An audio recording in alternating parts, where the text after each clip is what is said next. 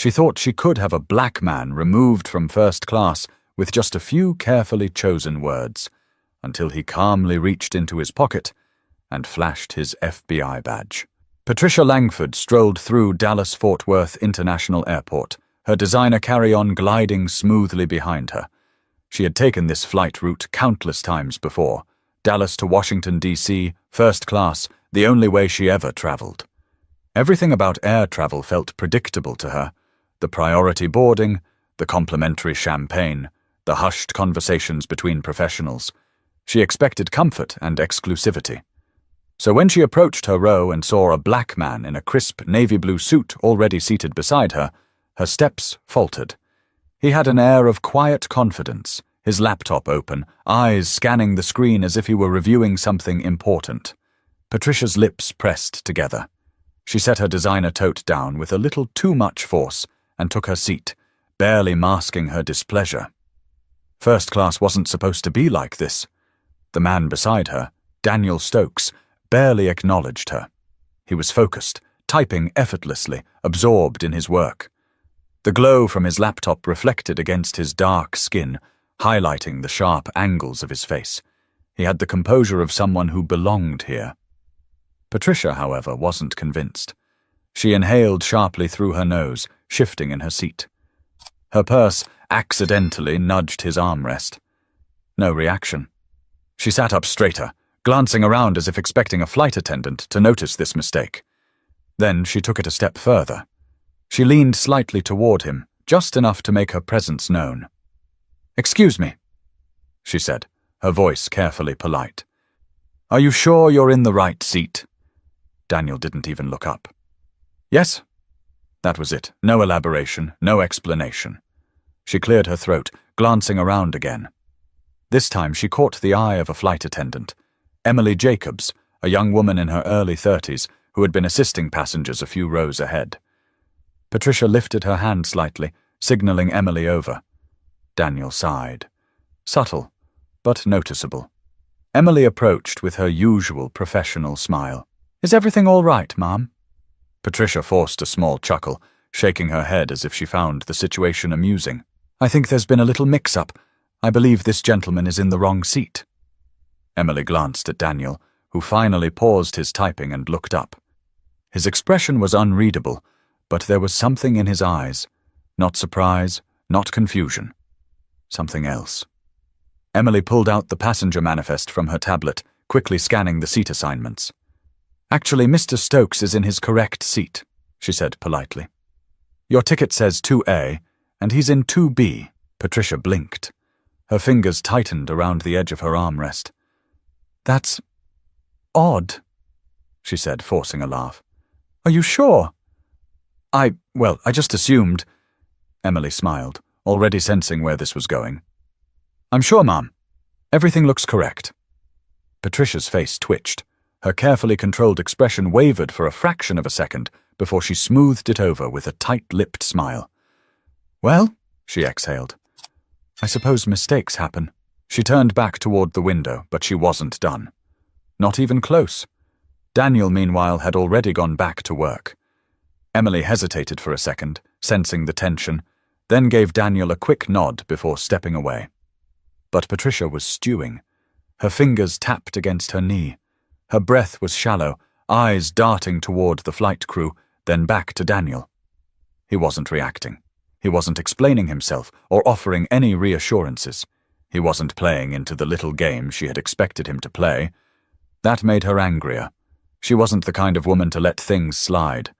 But Patricia isn't the type to suffer in silence. She decides to take action. Patricia sat stiffly, arms crossed over her chest, her mind racing. This wasn't right. She had flown first class for decades, and never, not once, had she been put in a situation like this. The man beside her wasn't doing anything wrong, but that didn't matter to her. He didn't belong. Her breath came faster, her irritation bubbling just beneath the surface. She couldn't just sit here and accept this. She pressed the call button. A soft chime sounded overhead, and Emily Jacobs reappeared a few moments later. Her smile was the same as before, professional and warm. "Ma'am, is there something I can help you with?" Patricia kept her voice low, her tone carefully measured. "I'd like to request a seat change." Emily blinked. "Oh, are you uncomfortable? Is there an issue with the seat itself?" Patricia hesitated for half a second. She couldn't just say what she was really thinking. Instead, she tilted her head toward Daniel, lowering her voice even further. I don't feel comfortable sitting here," she said, her words slow, deliberate. Emily's smile faltered. "I'm sorry to hear that, Ma'am. If there's a technical issue with the seat, I'd be happy to—" "No, it's not the seat," Patricia interrupted. She exhaled sharply. "I'd just prefer to sit elsewhere." Emily glanced at Daniel, who had paused his typing again, but hadn't said a word. He was listening, waiting. His fingers hovered over the keyboard, his jaw tight. "Let me check if there are any open seats," Emily said, tapping her tablet. "Just a moment." Patricia sat back, lips pressed into a firm line. Daniel didn't react. He didn't argue, didn't acknowledge her, didn't ask her why she was uncomfortable. That only infuriated her more. A few rows ahead, a man in a blazer turned his head slightly, pretending to check his phone, but clearly listening. Across the aisle, a woman nudged her husband. People were noticing. Emily's fingers moved quickly over the screen. "I'm afraid we're at full capacity today, Ma'am. There aren't any open first-class seats available." Patricia's stomach clenched. Emily smiled apologetically. "Would you like me to check in economy? There might be a seat available there." Patricia's face burned. "Economy? As if she would ever." Her voice caught in her throat. "That's not going to work." Emily's smile didn't waver. "In that case, I hope you don't mind staying in your assigned seat." Patricia forced a thin-lipped smile. "I suppose I have no choice." Emily nodded. "Let me know if you need anything else." She walked away, but Patricia barely noticed. Her ears were ringing. Daniel, still silent, turned back to his laptop and resumed typing. That was it? That was his response? He was just going to pretend she didn't exist? Her fingers curled into fists. This wasn't over. She exhaled sharply and pressed the call button again. This time, Emily hesitated before coming back. "Ma'am?" Patricia sat up straighter. "I need to speak to someone in charge." Emily's face remained neutral. "I'm the lead flight attendant on this flight. Is there something I can clarify for you?" Patricia's voice sharpened. "I need to speak to the head crew member, or the pilot." A murmur spread through the cabin. Someone let out a quiet chuckle. Emily's expression remained professional, but her patience was clearly thinning. "Ma'am, the pilot is preparing for takeoff and won't be available, but I'm happy to assist you." Patricia pursed her lips, her jaw tightening. Daniel wasn't reacting. He wasn't nervous, wasn't shifting in discomfort.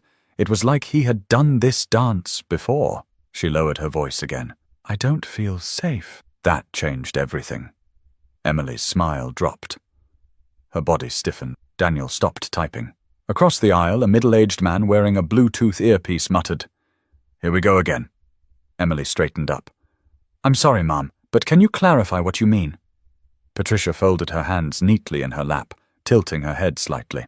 "I just don't feel comfortable." She hesitated, just long enough to imply something without saying it outright.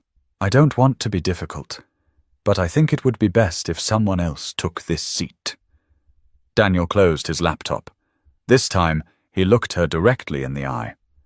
And for the first time, Patricia felt a flicker of uncertainty. But Patricia isn't letting this go. And now, she's getting louder. A hush settled over the cabin, the weight of Patricia's words hanging in the air. "I don't feel safe." The phrase carried power. It wasn't loud, but it didn't need to be. It was carefully chosen, designed to trigger a response. Emily, still standing beside her, didn't move right away. Her posture stiffened, and her eyes darted toward Daniel, who had now fully closed his laptop, hands resting on top of it. He wasn't smiling. He wasn't frowning. He just stared at Patricia, studying her. Patricia didn't waver. Not yet. Emily exhaled slowly. "Ma'am," she said carefully, "are you saying you feel threatened?" Patricia tilted her head slightly, giving the smallest shrug. "I'm not saying that. I just don't feel comfortable, that's all." Across the aisle, the businessman with the Bluetooth scoffed and muttered, "Unbelievable." A young woman 3 rows back lifted her phone slightly, pretending to text, but clearly recording. A few other passengers whispered among themselves, heads turning in Patricia's direction. Patricia noticed. She could feel the shift. The tide was turning against her. But she wasn't about to back down. "This is a simple request," she continued, feigning politeness. "I'm just asking to be accommodated. If I'm uncomfortable, I should have the right to move seats, shouldn't I?" Emily's jaw tightened. "Ma'am, I already checked, and there are no open first-class seats available." Patricia pressed her lips together. "And coach?" Emily hesitated. "There are 2 open seats in economy." Patricia straightened. "Perfect. He can take one of them." A low ripple of murmurs spread through the cabin. Daniel inhaled deeply, his fingers drumming once on the surface of his laptop before going still. He wasn't arguing, wasn't responding, but he also wasn't moving. Emily blinked, as if replaying Patricia's words in her mind to make sure she heard correctly. "Ma'am," her voice was lower now, firmer. "Just to clarify, you want me to move this passenger to economy, because you don't want to sit next to him?" Patricia nodded once, sitting straighter. "Yes?" Emily inhaled through her nose. "That won't be happening." Patricia's eyes snapped up. "Excuse me." Emily folded her hands in front of her, voice unwavering. "Mr. Stokes has a first-class ticket, just like you. He is in his assigned seat. I cannot and will not ask him to move." Patricia's face flushed. She was losing control of the situation. Passengers were staring openly now, some whispering, some shaking their heads. The young woman with the phone was still recording. Patricia felt her stomach twist. "This is ridiculous," she hissed. "I am simply asking for the same courtesy that would be extended to anyone else who feels uncomfortable." Emily didn't budge. "You are asking me to remove a paying passenger from his assigned first-class seat and relocate him to economy for no valid reason. That is not an accommodation. That is discrimination." A sharp silence followed. Someone let out a low whistle. Daniel hadn't moved, hadn't said a word. He just watched Patricia, waiting. Patricia's pulse pounded in her ears. This wasn't how it was supposed to go. Emily squared her shoulders. "Ma'am, we are about to taxi. If you cannot remain seated and follow flight crew instructions, I will have to ask you to deplane." Patricia's stomach dropped. "What?" Emily's tone remained professional but firm. "You have 2 options. Stay in your seat quietly, or you can deplane." "But Mr. Stokes is not moving." A few passengers clapped softly. Patricia felt humiliation rise in her chest. This wasn't how things were supposed to work. She wasn't supposed to be the one getting reprimanded. She opened her mouth, ready to argue. But before she could, Daniel reached into his pocket. He pulled out a leather case, flipped it open, and held it up. And just like that, everything changed. A gold FBI badge gleamed under the cabin lights. The air in the plane shifted. Patricia's entire body went rigid. Passengers gasped. A few even chuckled. The young woman recording? She zoomed in immediately. Daniel's voice was calm, even, unreadable. "Ma'am," he said smoothly, tilting his head. "Would you like to file an official complaint? I can take your statement right now." Patricia's breath hitched. She couldn't speak. Daniel didn't move, didn't blink. He just waited, and for the first time, Patricia felt truly trapped. But Patricia isn't just embarrassed. She's about to face real consequences. The silence in the cabin was thick, stretching uncomfortably between Patricia and Daniel. His FBI badge glinted under the overhead lights, the gold emblem unmistakable. It was the kind of thing you couldn't unsee, the kind of revelation that shifts the entire room. Passengers who had been whispering moments ago were now staring openly, some smirking, others wide-eyed. Patricia's mouth went dry. Her brain scrambled for an explanation, an excuse, a way out. This wasn't supposed to happen. The man she had tried to have removed from the plane, the man she implied was a threat, was federal law enforcement. Her throat tightened. Daniel's expression hadn't changed. He wasn't smiling or gloating. He just sat there, badge in one hand, eyes locked onto hers, waiting. His voice was steady, level, unreadable. "Would you like to file an official complaint, ma'am?" The words hung in the air like a loaded gun. Patricia's body felt frozen, heat creeping up her neck. She tried to speak, but all that came out was a faint, strangled, I... Daniel tilted his head slightly. You said you felt uncomfortable, he continued, tone polite but sharp. That's a serious allegation on a federal flight. If you believe I've done something inappropriate, I'd be happy to take your statement. Patricia's stomach dropped. She could feel it happening. The shift. Moments ago she had controlled the narrative. She had expected sympathy, expected someone, anyone, to take her side. But now? Now she was the one under scrutiny. A man 2 rows ahead let out a low chuckle. Oh, this is priceless, he muttered, shaking his head. The young woman recording zoomed in on Patricia's face. Emily, the flight attendant, stood nearby, arms crossed, her face carefully neutral. But there was something in her eyes, a silent understanding, a quiet expectation. She was waiting. Everyone was waiting. Patricia's breath came fast and shallow. She couldn't admit she had lied. She couldn't say she had made it all up just to get rid of him. But if she doubled down, if she pushed forward with her claim, she would be accusing a federal agent of being a danger on a flight. And that would come with consequences. Her hands trembled in her lap. Daniel hadn't looked away. Finally, after what felt like an eternity, Patricia shook her head, barely a movement. No, she croaked. No complaint. Daniel nodded once, as if he had expected that.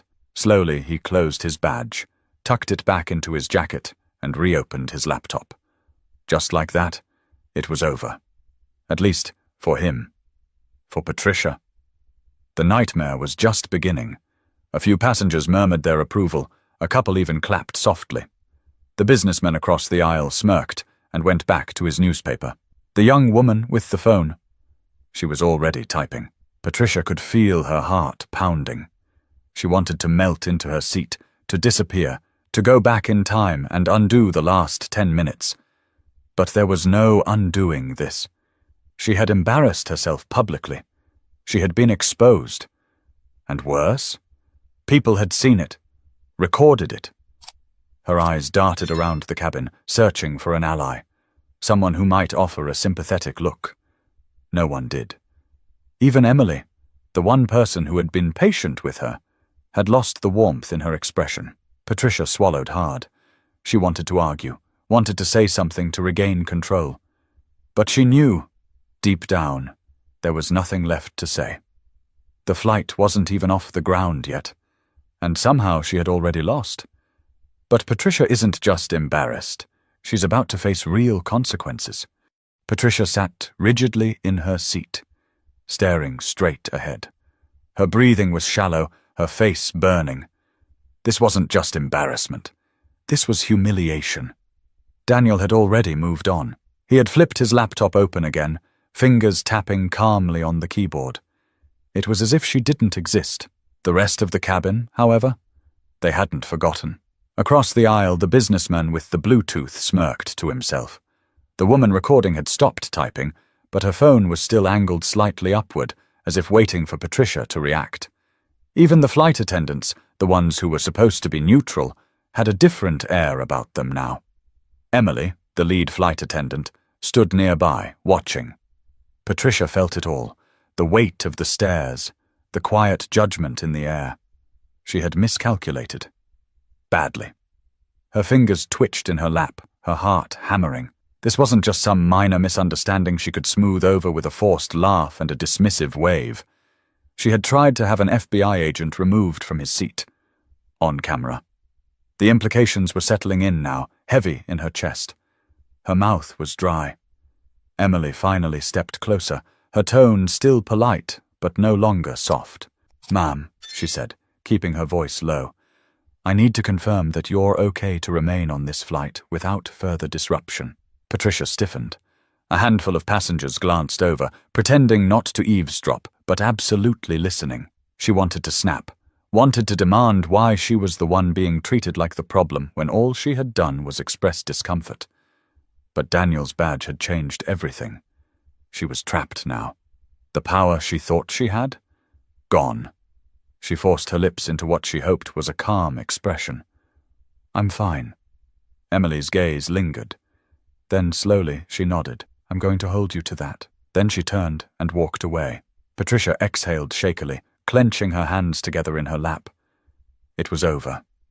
At least that's what she thought. A sharp chime broke the silence. She looked up just as the young woman with the phone smirked at her screen and tapped twice. Patricia's stomach clenched. She knew that look. She had seen it on her own grandchildren's faces when they shared something online, something meant to spread fast. Her fingers tightened around the armrest. She turned slightly, heart pounding, and stole a glance at the woman's screen. The video was already uploaded. Patricia felt like the air had been knocked from her lungs. The caption was simple. Racist woman tries to remove black man from first class, then learns he's FBI. Patricia's hands went cold. The flight wasn't even in the air yet, and somehow she had already lost. And if it was already online, that meant there was no stopping what came next. She turned her head forward again, trying to steady her breathing, trying to convince herself that maybe it wouldn't be so bad. Maybe no one would care. Maybe it wouldn't spread. Maybe— Her phone vibrated in her purse. Once, twice, a third time. Patricia's chest tightened. She didn't want to look. She didn't want to know.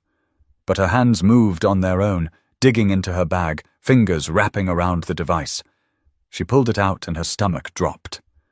Text messages. From acquaintances, from family, from people she hadn't heard from in months. Each one was a variation of the same question. Patricia, is this you? Just saw a video. Tell me this isn't real. Oh my God, what did you do? Her heartbeat roared in her ears.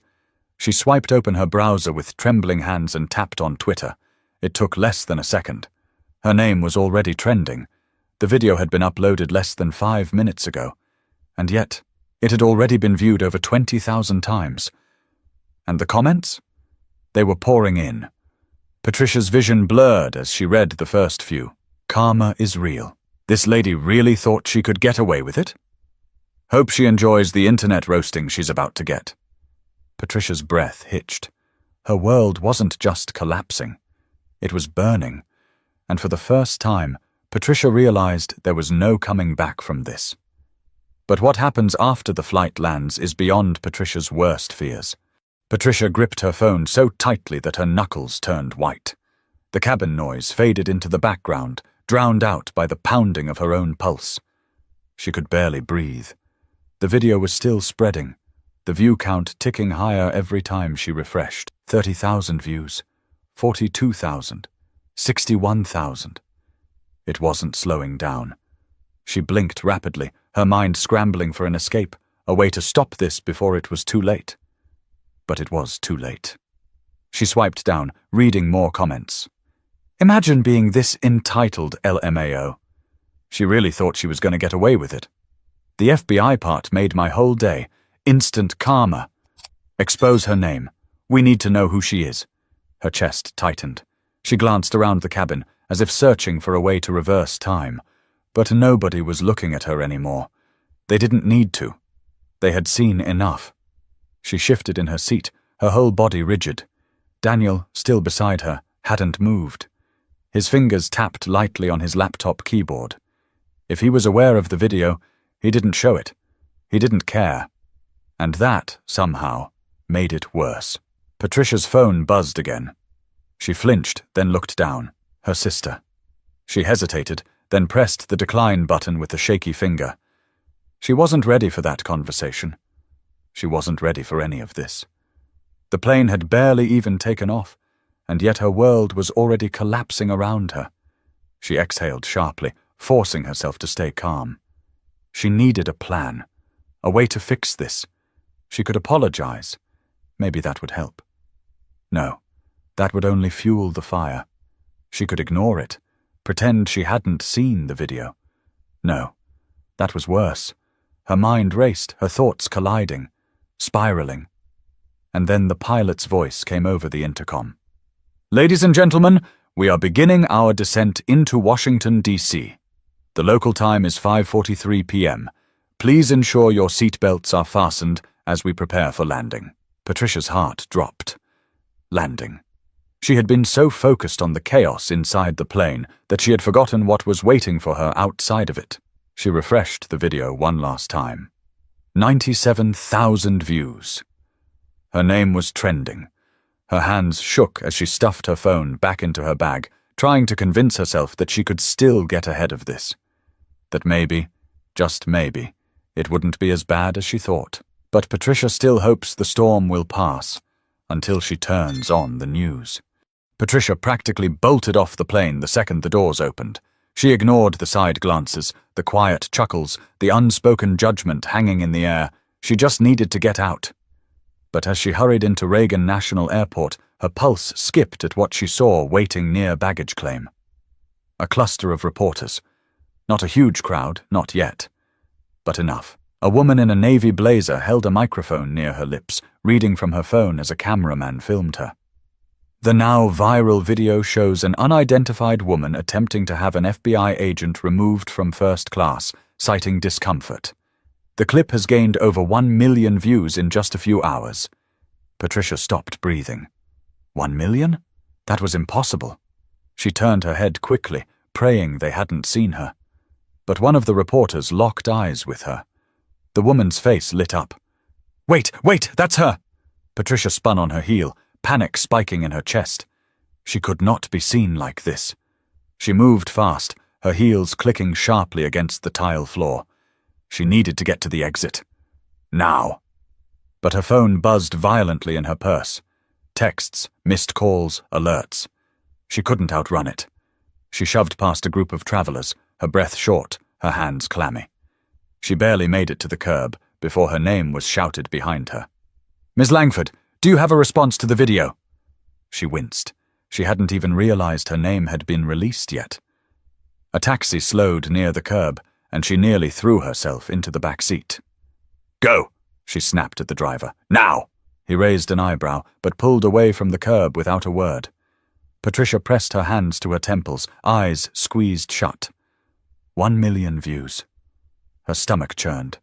She had built her whole life on careful reputation management. A good image, a respected name. And in a single afternoon, it was gone. Her phone vibrated again. This time it was a number she didn't recognize.